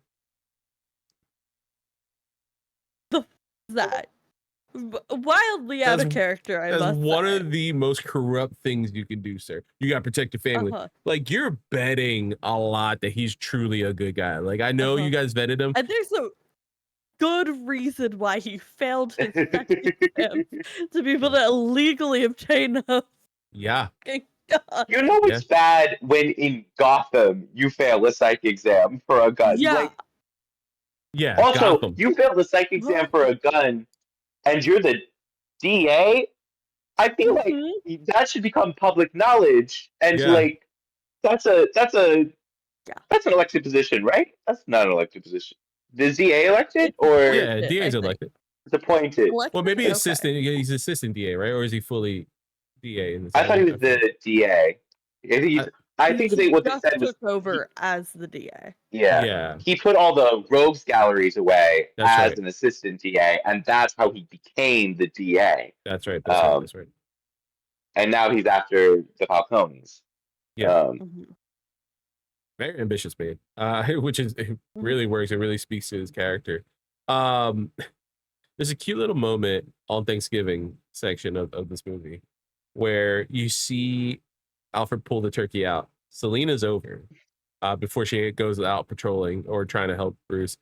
And she tries to steal, because that's her nature. She tries to steal a piece of the turkey. And Alfred, like his Marine training kicked in, and he slaps her hand. And he looks so angry in that one moment. I was like, wow, do not play with Alfred's food. Like this man just cooked for how many hours? You are not playing with him. And then they both laugh like, that was good. That was good. You got me on that one. I was like, I feel like he's like really to the other side, drumstick missing. Yeah, he's like, son of a bitch. It's just like Bosnia all over again. He like starts going back into like his war memories and shit. Yeah, I think one of the things I did I saw at the end and I thought it's interesting, and we didn't really talk about it. They leave it up to open whether Gilda is going to jail or not. Like I don't like Harvey takes the blame for Gilda at the end as the holiday killer, and we know, and then that's a huge departure for anyone who hasn't read the book. Alberto is the holiday killer, so they play with expectations in this film and he dies. And it's Gilda who is in fact brutally, yeah. Oh my god. Shout out to Jack Wade. He's so good. I love him. He's a great Superman. That's my Superman. Oh dude, he's such a good Superman. JJ, we have to cover those 2 seasons. That's gonna be bonus episodes down the line. Absolutely. Yeah, before we'll season do bonus 3. Yep. Sounds good. Yep. Done. You two can have fun with that. Yeah, it's so good. So goddamn good. Oh my god. And so for Gilda, like Gilda questions Batman multiple times, like, are you gonna take me in? Are you gonna tell Gordon? Are you gonna do this? And he's like, are you done? And she's like, yeah, Holiday's done. And she's throwing away everything, like all the evidence. He's seeing it. He's an eyewitness to her like burning all the evidence of that she was the Holiday killer. And he just it's left open, and it was a weird for the story. It makes sense. I think he let her go. And it's weird because right, like Bruce doesn't do that normally. This is a Bruce, like if you're thinking comic book wise, he is so angry with Jason, later on for maybe killing some a pimp or a sexual abuser, I like to live in the universes where Bruce does not canonically hit his kids. Yeah. I don't like living in that universe, and I choose to actively ignore that part of canon. Yeah. I think Bruce let her go, and I think it was out of love, and I And like that's what I'm sticking I'm not gonna to. tarnish. Yeah, I'm not gonna tarnish the one last Mhm, quote unquote good thing that Harvey did. Like he was my mhm, friend, and he says that to her. He's like, Harvey was my friend, and mhm. I think he lets her go too. What do you think, David? Like, I think friend is in quotation marks. yeah, I think, Yeah. well, yeah, I think about like what Bruce does. Why does Bruce do what he does? Right? It's because he can't not, because he is still Right. haunted by the thing Because that started this all. Um, Mhm, and because he loves Gotham still, and this all of those things are tied into one thing, right? But like he does it because he can't not, right? And the same thing, like there's those great lines that he says about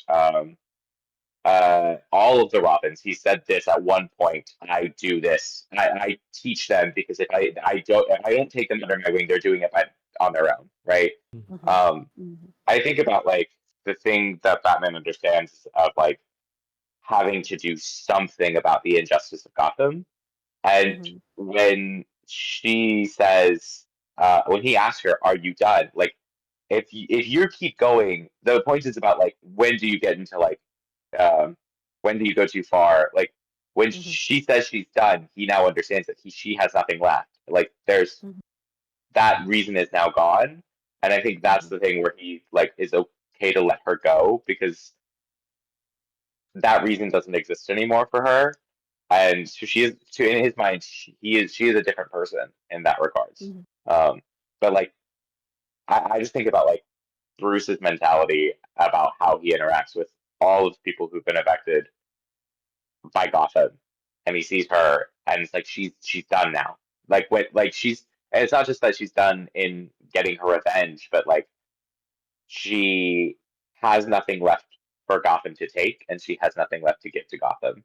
And like in that regard, he has no that she's no longer a part of his jurisdiction, if it yeah, makes sense in that way, in his mind. yeah. I think he truly believes that she is correctly done. Like, I think he does not see her as a threat to like the overall city and people's health and stuff like that. I think everyone she targeted, no one else got hurt around, right? Like she only who she Yeah. targeted is who she got. Like she never went First out of all, of. how did she get such great aim? Good question. It's Gotham. Maybe she just knew how to shoot a gun. Gotham, yeah. Yeah. Okay, fine. That's fine. I accept that. She was at one point engaged to the Falcones. She was hitting that range Oh every yeah. weekend. She knew what was coming down the It's like line. just in case. Her and Um. Alberto hitting up the gun. Oh my Alberto god. took Alberto took on a date once, and then she looked and saw a flyer that said "Ladies' Night," and she was like, "I'm gonna be coming back." Yeah, just in case. Yeah, I can't. I like this. I like this Falcone, but the other ones I don't trust, and I gotta get myself prepared. Mhm, Which is wise. Yeah, If you stay ready, you don't have to get ready. exactly. mhm, It, it exactly. was a really interesting way to end this movie, though. Like I thought between that and then seeing Selena and Bruce continue a relationship more open now. Like I was really shocked to see her come behind him on Halloween night, and then seeing the little kid dressed up as Batman and getting a genuine smile out of Bruce. I was like, wow, what a powerful ending for this film, which is completely undone by the post credit scene and just seeing Oliver, Queen, and Barry Allen at the front door. Like, do you guys know who Bruce is? Like, that's not established. I was like, I get this is a Is shared this universe, where I but like, revealed that I didn't realize there was a post-credit scene? there's post credit scene in both of them. Sly, Fuck! the post credit Yeah, scene Poison Ivy that is in the first one. that's What? why you said the ending was like a little like whatever, and I was like, I don't know. I saw the post credits. So yeah, it's Alberto's funeral. Carmine is like, hey, I want to introduce you. And like Bruce is like, I'm really sorry for your loss. And then Carmine's like, I'm coming to you again today, like a Godfather quote, basically, like on my son's funeral to ask you again. And he's like, I can't give you what you want. Like Wayne Enterprises is not going to launder money for you. And he's like, okay, but like, he's like, let me introduce you to my associate. Mm, And you don't see her face, you see her hand shake, and mhm, then you see the ivy mhm, like go up her mhm. arm and affect Bruce. So I was like, well, it's Damn. like you Okay, said, like, that's a was it an great effective ending. ending? We kind of get a little closure, like with Alberto's, funeral, and then like Yeah, no, I the missed all of yeah, that. And I'm saying like Ollie and Barry at the end, like, oh my God, this sucks. It doesn't. It's just like, what a beautiful, compact, closed off story that ends in such a really interesting way that we haven't seen in a Batman story. It's beautifully done. Mhm. All the performances are like top notch. And then it's like, here's this little play buddy this is at the door. It's like, can Bruce come out to play? Mr. Alfred, can Bruce come out to play? It's like, that's what it felt like, especially coming from Ollie, Hey, you know, who's Mr. right. Alfred, sir. Yeah, like Ollie definitely knows Alfred. Like in canon, you know he does. Like at some point he's like, Oh, oh, yeah. I know Oh, that yeah. guy. Alfred, could he come out to play? Mr. Queen, why are you here? Like, why do you want to play with my boy? No, you're a bad influence on like in my head, I just like came up with this whole scenario and I was like, oh God.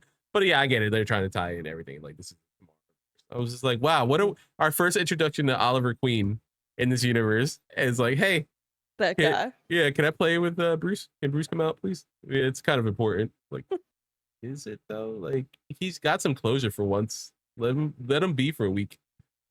What the fuck? No, Batman can't be happy for a week at a time. No, no. that's not He gets allowed. maybe a couple hours. That's it. I'm trying not to get in my tangent about why DC Comics don't allow Bruce to be happy ever in any way, shape, or form. When like, I don't care if you reform Talia and they're a couple, or you know, just let him have a Save goddamn. it for the Families of DC episode. I'm so excited. We'll Yeah. get there. We'll get there. All right, moving on from that lengthy, awesome discussion, we are going to drama class, a holdover for MC University, one of my favorite parts. We have 4 scenes here. We'll start from the top, go all the way down. JJ, as our guest, you have the choice. Do you want to be Bruce or Alfred in this? Oh, wait, my question is okay. See, my problem is that if I take Bruce, I have to give a better Bruce performance than Jensen Ackles does because I hate his I performance believe so you much. can. Yeah, I don't know if I You can. can. I believe I am in not you. I'm not a Bruce. I'm not a. Okay. No, but you could do better than that. Let's see. Let me drop this down a little bit. All right, here we go. I guess I'll take Bruce for the first one. And I know Sly's going to be Alfred. Sly. Thank you. I want to hear your British accent. Give me your British Oh, accent. no. Absolutely not happening. All right, here we go. The city has fallen, Alfred. Then we must endeavor to lift it up again. Ah, such a great quote. All right, our next scene is Solomon Grundy and Harvey Dent. I'll be Harvey. Who wants to be Solomon Grundy? I'll do Solomon Grundy. Why not? Okay. Yeah. Solomon Grundy, born on a Monday. Christened on a Tuesday, married on a Wednesday, ill on Thursday, worse on Friday, died on Saturday, buried on Sunday. That was the end. Born on a Monday. It's like a weird, like Frankenstein, like meets like another monster. It's just like they're trying to vibe. It's really interesting scene. Also, fuck you, Harvey. Like you were such a good man. Now you're just manipulating zombies mentally. Fuck you, man. Don't pick on the weak. Was zombie. He was the politician, or was he That's true. cosplaying as a good man? Oh, that's a good point. Yeah. Well, I think okay, this is a separate thing. I think the best version of Harvey Dent is someone who was a good man who became a politician and had to sacrifice himself along the way to try to. No, you're right. And loses track of his goal. He loses track of what made him a good person. Yeah, similar to the Amazon Prime series, like Cape Crusader. That kind of was that you hear all his good deeds, and then I had a hard time in the beginning of that series because he is not a good person. I'm like, oh, I don't know if I like this. He's not a good person. And then he becomes Two-Face. Like, well, he's definitely a bad person. Yeah, for sure. All right, next we have Batman and Commissioner Gordon. Who wants to be Batman? Who wants to be Gordon? Gordon. I'll be Batman. Yeah, go for it. All right. It's hard to believe that the man who stood on this roof and made that promise, that bond with each of us, would cross the line. Can you honestly say that man and the one we met in the alley were the same? There are deep scars there. I'm not talking about his face. What a dick thing to say. Come on, man. what a He's dick not thing. wrong though. Yeah, he's not. He's not wrong. And finally we have Gilda and Batman. Can I call this one? Yeah. Can JJ, will you do Gilda and I'll do Batman? Yeah. There we go. I was really hoping you would pick that. That's actually what I was going for I too. know, I was like, I think we gotta do that. The mind bells. The mind bells. This doesn't feel like just a job for you. It's personal. Why? He's my friend. And he needs help. So good. Mhm. Such a good one. History would call them best friends. His friends. Yes. And historians will call them destiny roommates, colleagues. History hates lovers. History hates lovers. I did Yeah, no. specifically tee that up knowing that JJ would finish singing it for me. Thank you so much. Sidekicks, roomies. That's Steve. You just toss up the audio cue, like, here you go. Boom, boom, boom, boom. I've gotten very good at that over the years. I'm very good at tossing up an audio cue, and JJ will just run with it every time. It makes my life. There's one time I think I did a full song. I think I did a full. Yeah. I did every verse and chorus and the bridge and did the whole thing. Yeah. And I was just sitting there vibing the entire time. It was great. That was awesome. All right. Mm-hmm. We're going to wrap up this episode. We're going to homeroom our final thoughts. We'll start with our esteemed guest, JJ. Final thoughts on Batman The Long Halloween. Final thoughts on Batman The Long Halloween. I actually never said the thing that I wanted to rant about this whole time. I can't believe I never did. So I'm going to not rant about. But I'm going to use my final thoughts. This is a really interesting Batman movie, and one of the things that I really love about it is its use of its deftness in scarcity and storytelling. It doesn't give you, it's not over explaining anything. It just goes and says everything. And it has a deft hand in everything that it's doing. One of the problems, though, of this movie is Jensen Ackles' voice acting performance, which is astounding considering how perfectly he should be able to do this. He has the vocal acting chops to be able to do this, especially after what we've seen with Jason Todd, his last performance as Jason Todd, which is one of the most incredible Jason Todd performances ever. It has so much emotion in it. It has so many varies and so many layers. This vocal performance of Batman is not good. There is nothing to what he is doing. And it's really sad because it doesn't make any sense. And girl, give us nothing. Yeah, truly, go girl, give us nothing. Actually, no, Dua Lipa gave more because at least there was movement. Like, it's almost like the thing about like doing a vocal performance of like, so many people have talked about this about Batman. There's the Brucey Wayne voice, there's the Batman voice, and then there's Bruce, we're talking to Alfred alone, and that's what he actually is, right? The non-performance person, right? The Batman, the Bat, basically, how to say it.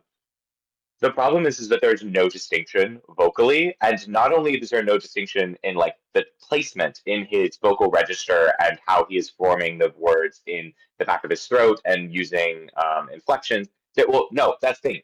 Nothing has inflections.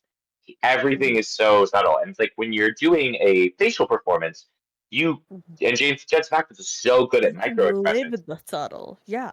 You can live in those subtle, tiny inflections and everything. But when everything stays within a quarter of a pitch in a animated thing, we're getting no emotion at all in anything that he says. And even though Batman is like in control and he's trying to put out the calm, collected control, he also should have elements of sassy. He should also have elements of fear, anger, of joy. Like the line that he says of two heads are better than one should have a hint of like a sarcasm to it, a hint of joke to it. And recognizing the irony actively as he's saying it. Yeah.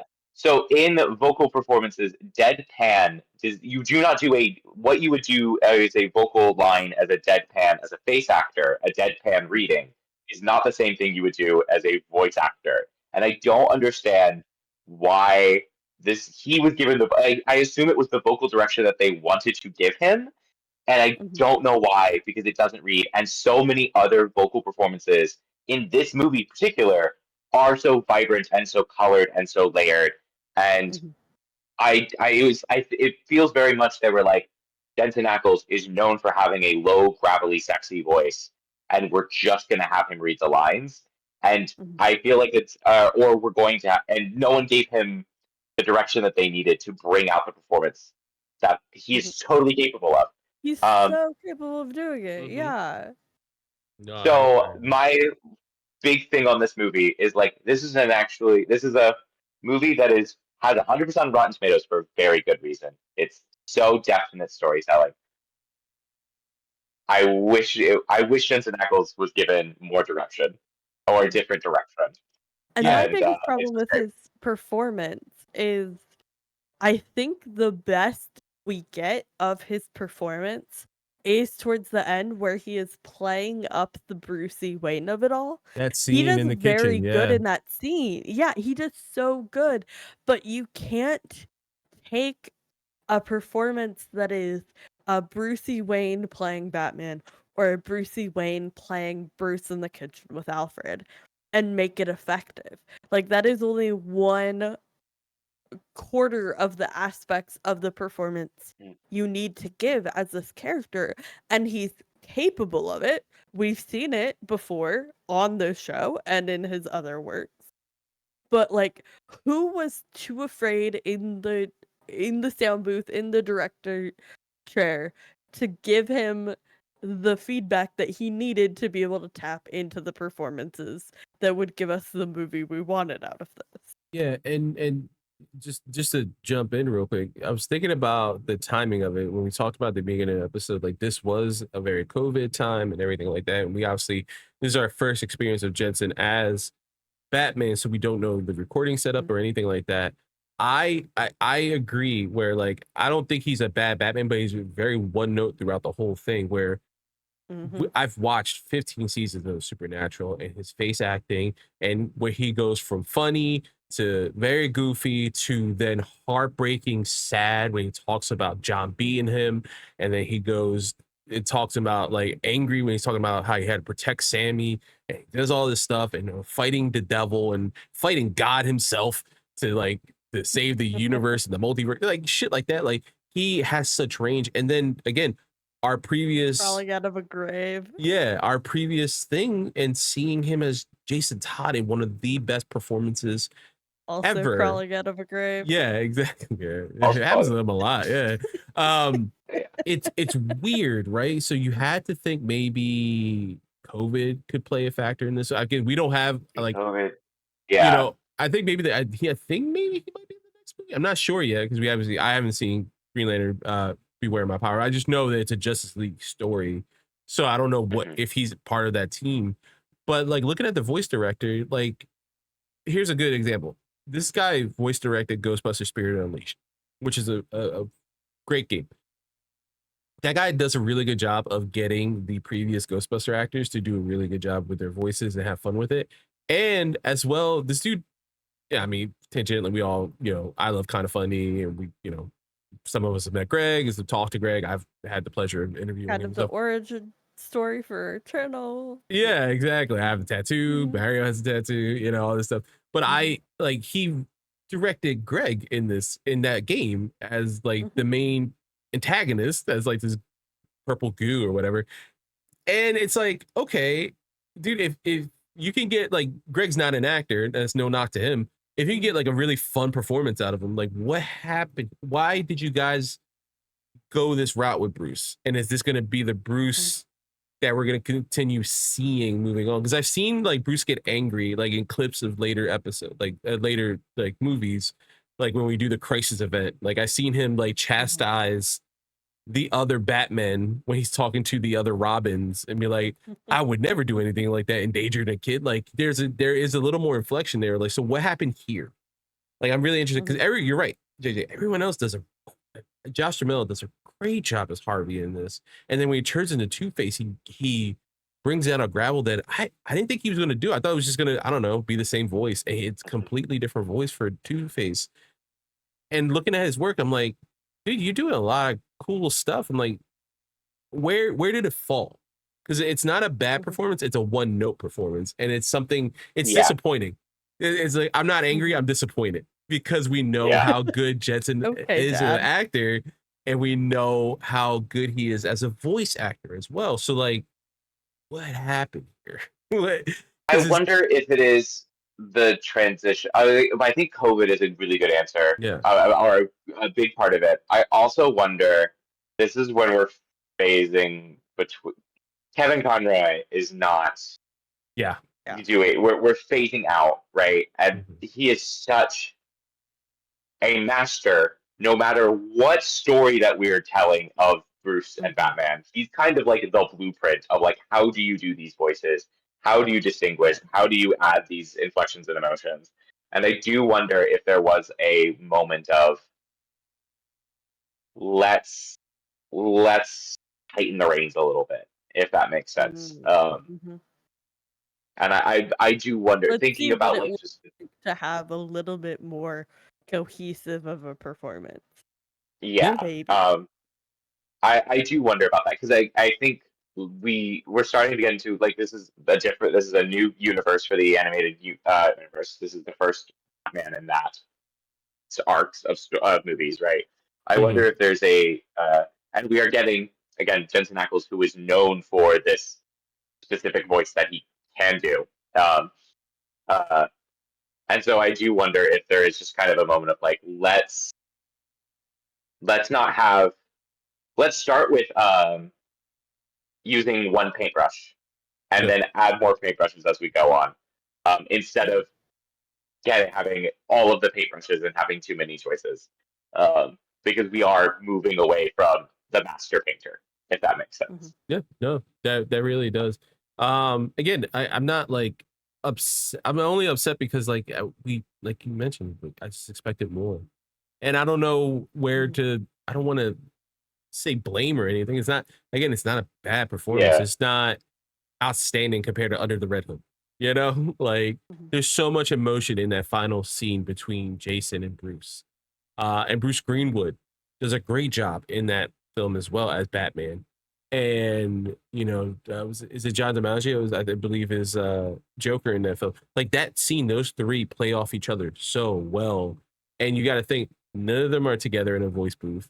They're all being voice directed by Andrea Romano. Um, Mhm. in that specific film. So like, what happened? Where did Mhm. it go wrong here? To say it is interesting. Yeah, I'm wondering. I just looked at the IMDb. He's not in the next film, so I'm not sure when he pops up next. But like, I know there's a he Wild gets West another story. chance. So like, Yeah, is he gonna be a little more fun? Because Batman wears a cowboy hat. Like, we gotta be a little more fun there, dude. If Mhm. Batman's willing to wear a cowboy hat, dude, above the cow, like, Mhm. fun fact: we did almost get Jensen as a live action Batman in a very particular way. Um, in Gotham Knights, he was the Uh, person that we were taught that was he was going to do the dead body of Bruce Wayne at the yeah. beginning of in my Gotham Knights. beloved Gotham Knights. Just wanted to throw that out there that Jensen does get another chance to play. He does get another chance to play it in the voice, and he almost played it in live Yeah. action as the dead body of Bruce Wayne. Can you That would imagine have that been was a his great only chance? reunion. His only chance is being Batman. Hey, And James Gunn would have been like, "Listen, you were a dead body of Bruce one time. I can't have you in my DC universe." It's like, why? Why would you deny? He was almost Captain America as well. Like he's had a lot of almost in his career, which is very interesting. almost Sly. Captain America and almost Hawkeye. Oh yeah, that's right. Mhm. That's right. Mhm. Sly, what are your thoughts on this film? It was good. It was longer than I would have liked personally. I think they could have done more interesting things with the way they played with the pacing, and how they structured this in a more trippy kind of way. I think they could have really leaned into that time dilation we were talking about, and would have made a really interesting film, especially if these were both like 70 minutes. I think that would have been the sweet spot. Again, all of the other performances in this movie were immaculate. Naya, especially, of course, incredible performance. I'm so glad we have this of hers. And just like the chemistry all of these characters had with each other felt so genuine to a lived in city. Mhm. And that's my biggest thing is like Gotham has to feel real to me in any interpretation of her.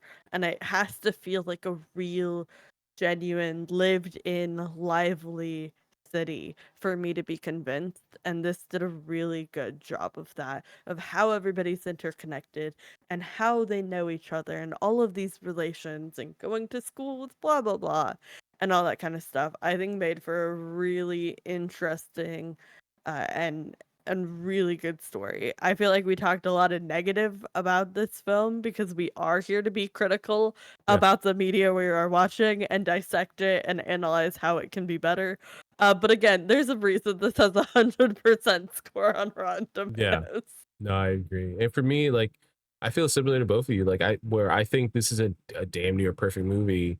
And you see why people who like rave about Nolan's Dark Knight, or a lot of people who love the more recent like Robert Pattinson and Matt Reeves Batman movie, a lot of it is taken from this. Like this source material is so strong from Jeff Loeb and Tim Sale, and watching this film shows why that specific piece of media is so important to the whole Batman ethos, that a lot of people have been pulling from that story specifically.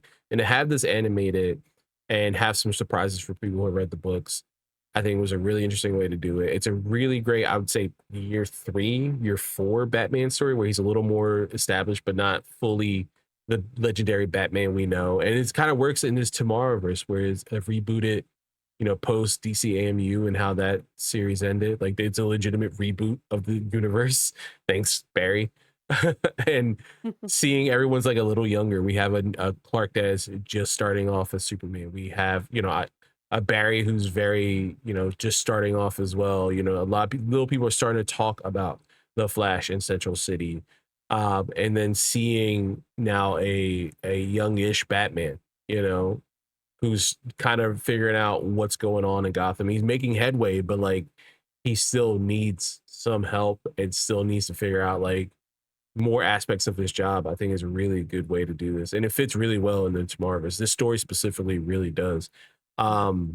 This did the thing that you want all outside comic book media to do, which is I want to buy this book immediately. Like if I wasn't too broke right now, I would 100% buy it. And as we were recording, I literally, again, I love these like DC compact. And we're not sponsored, of course. I would love to, but I bought this one recently. I bought Superman Birthright. There's I have like All Star. 4 of them I really want of the Yeah. DC Compact, and eventually I just need to pull the trigger on it.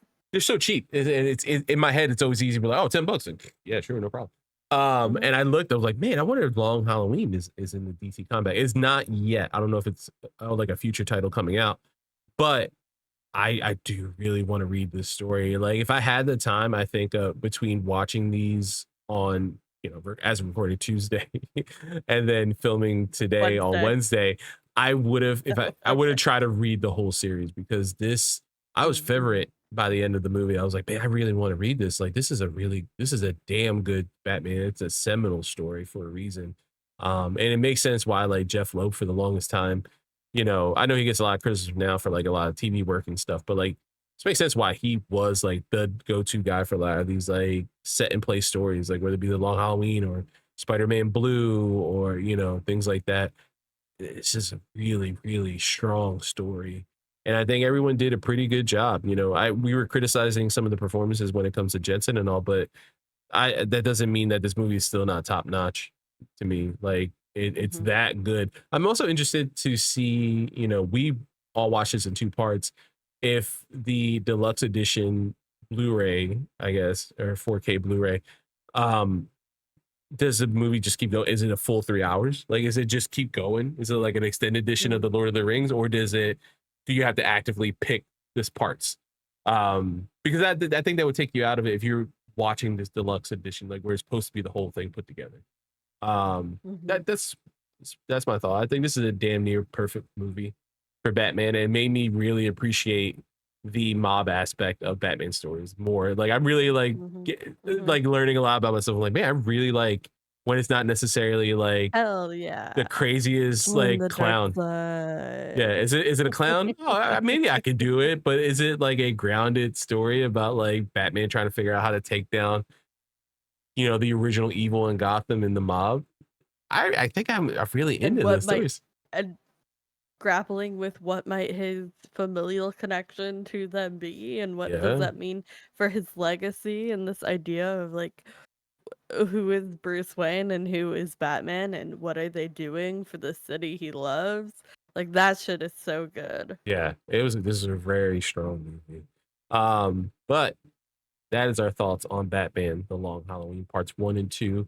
Next week, everyone's homework is Green Lantern: Beware My Power, a John Stewart movie, which I'm very excited about. We get John Stewart in the Tomorrowverse, played by Aldous Hodge, who, I always get Aldous and his brother confused.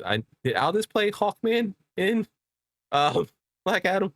I didn't even watch Black Adam. That's how bad it is. I'm like, I'm not watching that.